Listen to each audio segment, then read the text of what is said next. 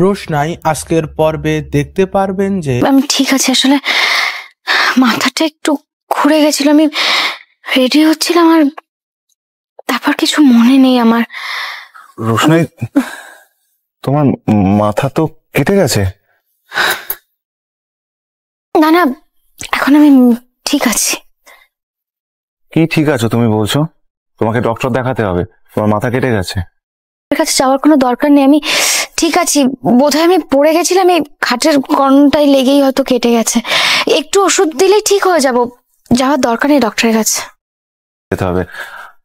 বলছি আপনারা একটু আসুন, আমি একটু পরে ওকে নিয়ে নিচে নামছি। না বলছি তো আমি ঠিক আছি, কোনো। এ বাবা, 10:30 বেজে গেছে তো। আমাকে তো এই রুমটা 10টার সময় ছাড়ার কথা ছিল। আমি ঠিক আছি। রোশনাই, তোমাকে ওসব কিছু ভাবতে হবে না, আমি দেখে নিচ্ছি, তুমি রেস্ট করো।